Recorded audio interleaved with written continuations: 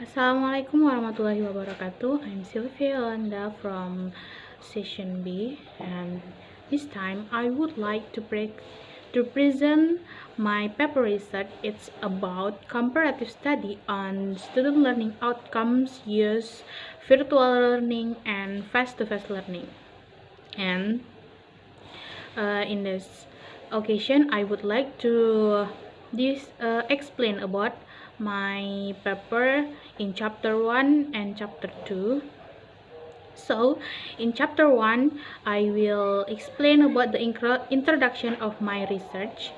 That there are some points of my research. For the first point is my background of the study, and the second one is the identifications of the problem. The third one is formulation of the problems, and for the next one is the research question, and the next is limitation of the research. And the fourth point is about the purpose of my research, and the last one is definition of key term. And then in the chapter 2, I will explain about the literary review of my research. There are 3 points, that is theoretical of the study, and then the review of related finding, and for the last point is about the theoretical framework. So please pay attention. Okay, in chapter 1 I will explain. For the first point is background of my study. Advance in science and technology, or IPTEC, especially information and communication technology, or ICT, are so fast. This progress certainly affects various areas of life, including education. In line with that, educational autonomy and educational globalization that emphasizes competition and quality have begun to take place. The successful implementation of the autonomy and globalization of education can only be achieved by utilizing information and communication technology in the educational process. Learning is at the core of the educational process. According to Cox, 2009, implementing classroom technology in school is needed because it can help students to prepare for the future, and as we are in the digital era, which makes us should know how to use it properly. Based on Bill and Melinda Gates Foundation, um, it's about 93% of teachers already use digital tools in classroom, which means there are still teachers who do not use digital tools. Thus, we get the conclusion that technology is useful for learning process. There are several kinds of virtual learning environment and educational tools that available for both student and teacher, such as Google Classroom, Prezi, Zoom Meeting, e-learning, and Kuiper. All of the tools have their own strengths and weakness, in which each tool of the virtual learning was very accessible for the student that doing distant learning, and virtual online learning media is a development of computer-based learning and virtual schools, namely learning through computer media in the form of learning programs that present subject matter according to the curriculum that applies to school. This learning program can include aspects of presenting subject matter, practice and exercise, tutorials, simulation, and games, which students can learn anytime and anywhere without using an internet network. The internet network is very important in this method.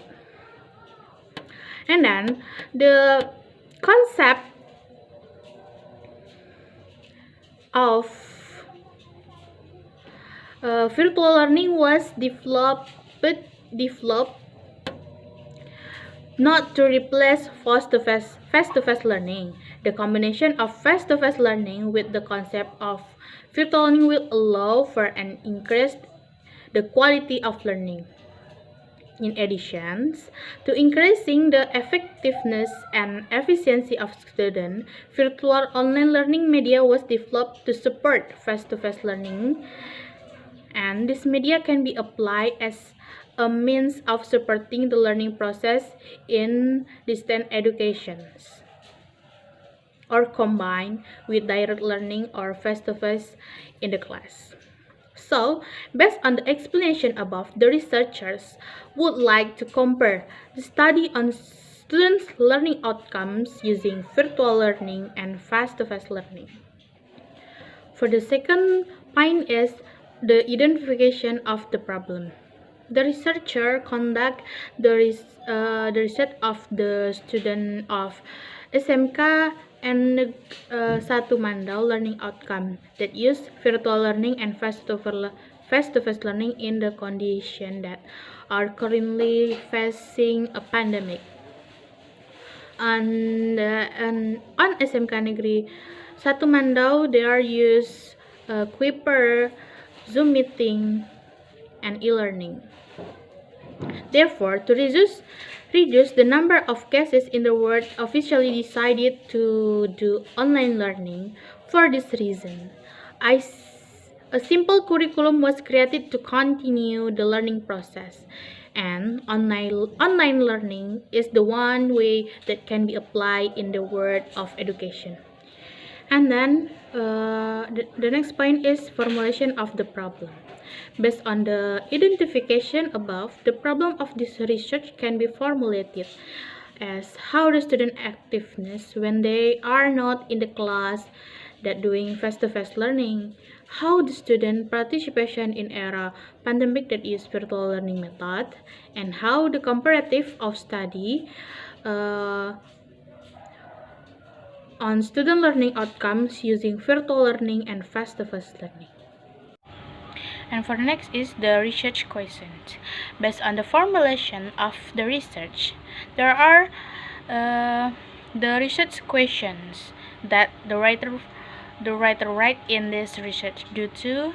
The first one is how the students' learning outcomes when the teacher use the virtual learning method without meet in the classroom.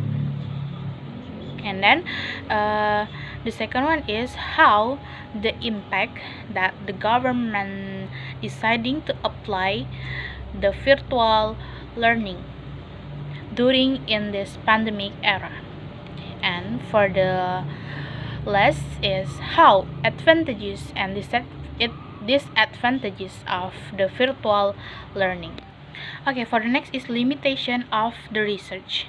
Based on the research question of the research, the limitation of the research is between virtual learning and face-to-face learning.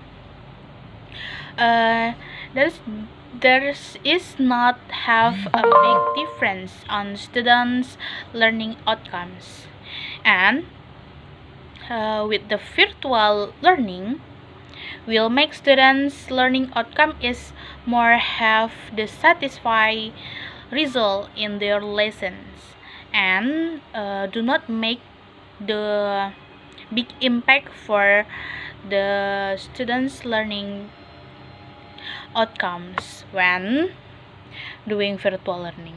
In addition, learning based on virtual online will encourage the growth of student learning skill or learning how to learn, reasoning skill, higher order thinking skill or HOTS, and communication skill such as oral and written, and the ability to find various learning research, increase student activity, and increase student social skill. It is according to Depth Dickness in 2004. And the next point is the purpose of research. The purpose of this research is to know how the students' learning outcomes when the teacher use virtual learning and do not make any meeting in face-to-face that usually the teacher use before pandemic like face-to-face learning that make a meeting in the class. And with this little change of method in teaching will not make more effect for the student learning outcomes. And then for the last point in chapter 1 is definition of the key term. In discussing this title, the researchers find several terms that need further explanation as clearly and as possible to avoid misunderstanding in this research study. For the first is learning outcomes. Learning outcomes can be described as competencies which students to achieve, and it is according Werner 2001. And then ICT, information and communication technology. Some components is ICT is some components that sustain modern computing rules. And then for the next one is e-learning. According Guri Rosenbeld in 2005, e-learning is the use of electronic media for a variety of learning purposes that range from add-on function in conventional classroom to full substitution for the face-to-face meeting by online encounters. And for the next key term, the last key term is Google Classroom. Google Classroom is a tool which facilitates students and teacher collaborations. Also, teacher can create and distribute assessment for the student in online classroom and for free. Okay, for the next explanation about my chapter 2, it's about my literature review of the research. For the first point is theoretical of the study. In theoretical of the study, I will explain two methods in teaching English, that is virtual learning and traditional learning. And virtual learning, I make two examples of virtual learning, that is Google Classroom and e-learning. As we know, virtual learning is a development of computer-based learning and virtual school, namely learning through computer media in the form of learning programs, in which that present subject matter according to the curriculum that applies to school. These learning programs can include aspects of presenting subject matter, practices and exercises, tutorials and simulations, in which students can learn anytime and anywhere with using an internet network. And then this virtual learning was developed not to replace face-to-face learning, but this virtual learning help the government to still make the education work in this era pandemic. Yang mana virtual learning ini adalah salah satu bentuk pengembangan dari pembelajaran berbasis online, berbasis komputer, yang mana virtual learning ini digunakan untuk membantu proses pembelajaran yang tengah kita hadapi saat ini, yaitu di era pandemi saat ini. Dan virtual learning ini tidak untuk mengubah kurikulum yang ada, tetapi untuk membantu kita atau guru dalam mengajar dengan tidak melakukan meeting atau pertemuan di sekolah. Dan virtual learning ini mencakup beberapa aspek seperti proses penyampaian pelajaran itu berupa melakukan praktis dengan menggunakan alat-alat online yang ada, lalu melakukan beberapa latihan, terkadang juga tutorials dan simulasi. And the most important achievements of virtual learning can be listed as follows. The first, quality increase of learning by and knowledge of students. And then, facility of access to large volume of information and science in the world. And then is a quick and on-time access to inform in a very little time. And for the next one is decrease of some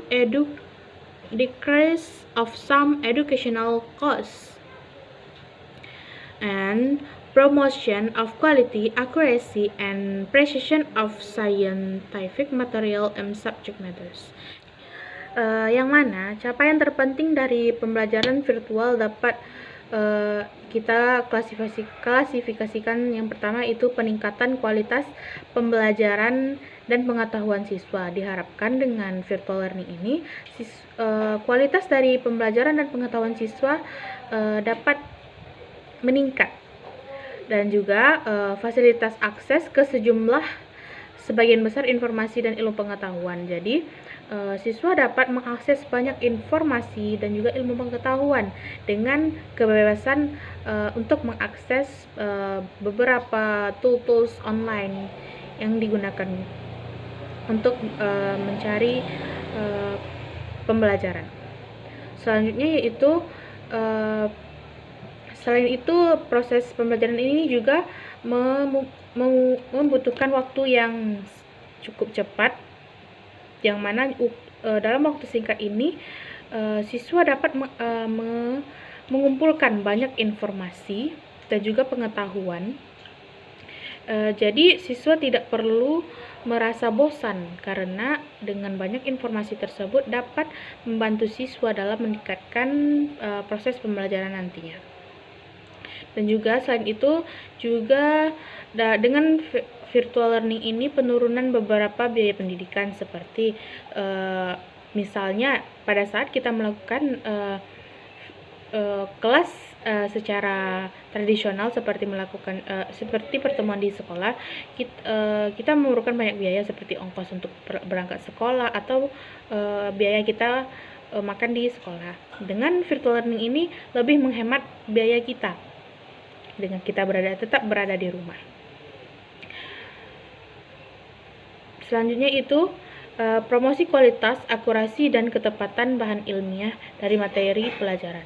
Jadi kita dapat menemukan pengetahuan dan juga informasi dari berbagai penelitian misalnya untuk mahasiswa seperti kan. Jadi data yang kita peroleh seperti informasinya itu dapat lebih akurat dan memiliki kualitas yang bagus. Okay, for the next is the example of virtual learning. The first example is Google Classroom. The definition of Google Classroom according to Bill in 2006 to 2017, Google Classroom is a tool which facilitates students and teacher collaborations. Also, teacher can create and distribute assessments for the student in an online classroom for free. It makes teachers simple build groups to share assessment and announcement. Google Classroom can be a tool that makes learners become active participants. Google Classroom is helpful to all of learner categories, and including adult learners. It also has some benefits such as paperless, can access it anywhere and everywhere as long as there is internet connection and from any device. And then the other benefit is to communicate between teacher and student, to give feedback to student in any time. And Google Classroom make it easier for the teacher to handle student words. It is really beneficial for both teacher and student because it is easy and simple to use. Menurut dari Bill tadi pada tahun 2017, yang mana Google Classroom ini adalah alat yang memfasilitasi kolaborasi siswa dan guru, yang mana guru dapat membuat dan mendistribusikan tugas untuk siswa di kelas secara online dan juga gratis. Yang mana guru dapat membuat beberapa kelompok siswa secara online, yang mana dengan membagikan tugas atau pengumuman atau juga penyampaian materi secara online ini. Jadi diharapkan dengan Google Classroom ini siswa dapat aktif dan juga guru dapat menangani secara langsung. Dan dengan Google Classroom ini kita dapat mendapatkan beberapa manfaat, seperti kita dapat mengurangi penggunaan kertas, dan juga selain itu kita dapat mengakses pembelajaran di mana saja dan kapan saja selagi ada koneksi internet ini. The next example of virtual learning is e-learning. Okay, the definition of e-learning from MBA website, it describes e-learning is an education over using electronic delivery methods such as CD-ROMs, video conferencing, websites, and email. In short, e-learning is defined as digital strategy quotes. E-learning is actually learning that is facilitated by the use of digital tools and content, which typically involves some form for interactivity, which may include online interaction between the learner and the teacher or peers. Yang mana e-learning ini adalah salah satu bentuk pendidikan yang menggunakan metode pengiriman secara elektronik seperti CD-ROMs, konferensi video, situs web, dan email. Siswa dapat mengupload beberapa bentuk file seperti Word, PDF, dan kadang bisa mengupload foto dan juga presentasi atau dalam bentuk PowerPoint. Singkatnya, e-learning ini diartikan sebagai kutipan strategi digital, yang mana pembelajaran yang difasilitasi oleh penggunaan alat dan konten digital yang biasanya melibatkan beberapa bentuk interaktif, yang mana e-learning ini memungkinkan guru melakukan interaksi secara online melalui web tersebut, interaksi antara siswa dan guru atau interaksi antara siswa dan juga teman sebayanya. And for the next one is the traditional learning. In traditional learning, I make the example of traditional learning is face-to-face learning, like we usually use in the school. There are a teacher and the student in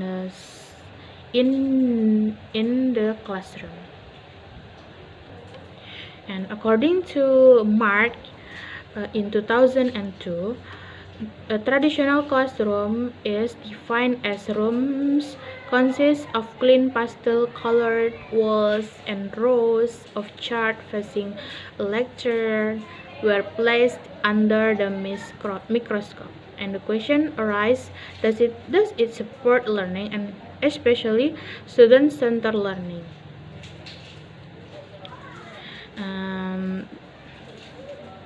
The traditional classroom consisting of straight rows of charts facing a podium surrounded by pastel-colored walls makes student interaction difficult, does not simulate the sense or the mind, and promotes rote learning.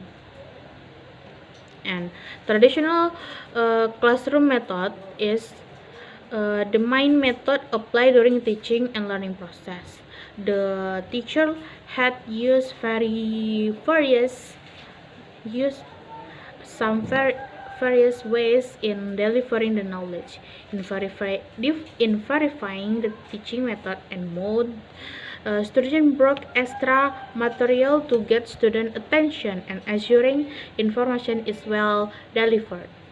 They use whiteboard, handouts, flashcard, and mahjong paper to create a creative presentation.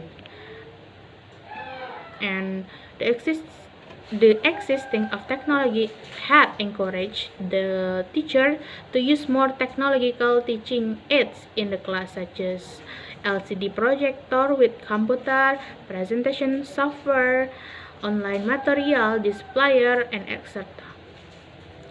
The teacher always put extra effort during the teaching process. This is done in order to intensify students' interest towards the class and the same time increase their understanding. Yang mana dalam tradisional ini guru harus memberikan perhatian ekstra agar siswa memiliki ketertarikan terhadap materi ajar yang akan disampaikan oleh guru nantinya. Dan dengan perkembangan zaman dan juga perkembangan teknologi dan informasi pada saat ini, guru dapat menggunakan berbagai media untuk menyampaikan materi ajarnya agar siswa lebih tertarik untuk melihat materi ajar yang akan disampaikan oleh guru tersebut, seperti dengan menggunakan LCD projector untuk presentasi materi ajar. And then for the second point of chapter 2 is the review of related finding. There are some previous researchers which are relevant to this study.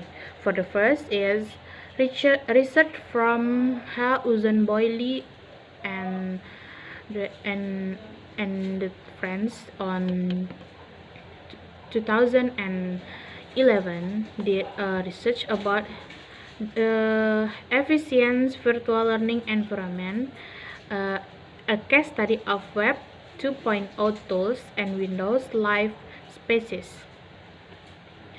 The aim of this research is to integrate Web 2.0 tools, which are sparsely found on the internet, into education and see if it positively affects learning. Also, student opinions about this from environment will be sought. And this research the study sample consists of 55 students, in which descriptive statistics were calculated and a pair sample test was used in order to compare pre-experience test and post-experience test. Means for the second research from Salcedo Claudia S. in 2010. The study is about comparative analysis of learning outcomes in face-to-face foreign language classes versus language lab and online. The purpose of the study is subsequent semester compare and intermediate class talk in the traditional classroom compared to some class conduct online. And for the third study is from Iftakhar in 2016.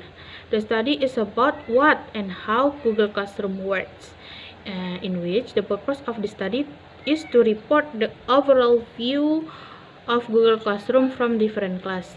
This research presents brief features of Google Classroom.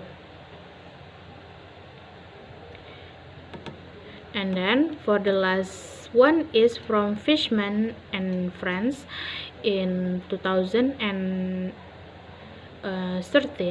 The study is about comparing the impact of online and face-to-face professional development in the context of curriculum implementation, in which the purpose of the study is to examine differences in the teacher and student learning from professional development or PD in two modalities, online and face-to-face.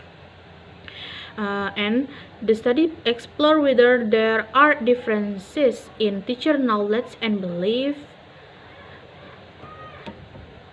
teacher classroom practice, and student learning outcomes related to professional development or PD modality. And comparison of classroom practice and student learning outcomes normally difficult to establish in PD research, is facilitated by the use of common set of curriculum material as the content for professional development and subsequent teaching. Yang mana ada beberapa penemuan atau hasil penelitian dari beberapa peneliti, yang mana dalam penelitian pertama yaitu memiliki tujuan untuk mengintegrasikan alat web 2.0 yang jarang ditemukan di internet. Dan juga dalam hal ini, pendidikan dapat dilihat apakah hal itu secara positif mempengaruhi pembelajaran siswa tersebut. Selain itu, pendapat siswa tentang lingkungan yang terbentuk ini juga akan dicari. Dan juga, sampel dari penelitian ini terdiri dari 55 siswa yang datanya dikumpulkan. Dan juga menggunakan statistik deskriptif untuk menghitung dan menguji sampel secara berpasangan dengan digunakan untuk membandingkan rata-rata tes pra-pengalaman dan juga tes pasca pengalaman dari siswa tersebut. Dan selanjutnya penelitian yang kedua yaitu membahas tentang analisis perbandingan hasil belajar siswa pada kelas bahasa asing secara tatap muka dan dengan lab bahasa dan online, yang mana tujuannya itu dalam semester berikutnya dapat membandingkan kelas menengah yang diajarkan di kelas tradisional dibandingkan dengan kelas online yang dilakukan secara bersamaan. Skor penilaian dibandingkan untuk kuis, tes, wawancara lisan, dan ujian akhir, yang mana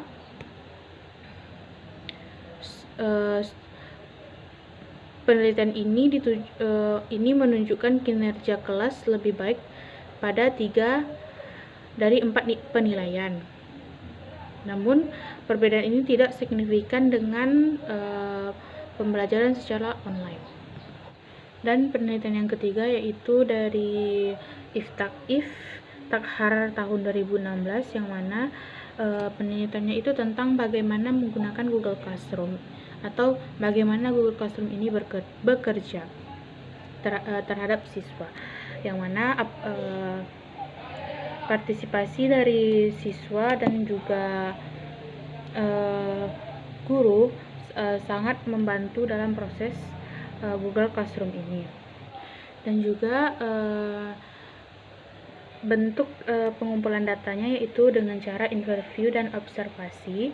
Dan juga dengan menggunakan Google Classroom ini diharapkan dapat membentuk atau menghasilkan bukti baru dari potensi dari Google Classroom ini untuk pembelajaran dengan metode pembelajaran yang akan diajarkan oleh guru secara online.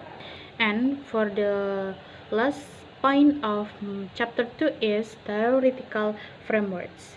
In a sense, the main topic of this research is to identify what are the students' learning outcomes on virtual learning method at English language department as one of learning tools, and the research and I use survey method to reach the data and research conduct on the student in 2019 and 2020,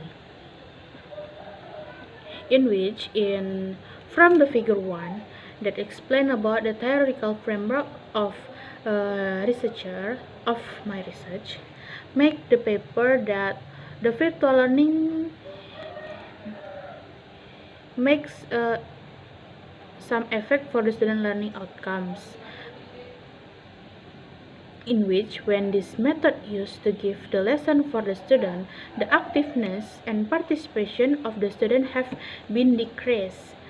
When the teacher doing to teach such on the meeting online or discussion online, only some students that participate in the class online and the other students being passive in that meeting. So this virtual learning make the students not be active and in the meeting when teacher deliver the lessons. Yang mana dalam figur pertama itu menjelaskan bahwa theoretical framework itu yang mana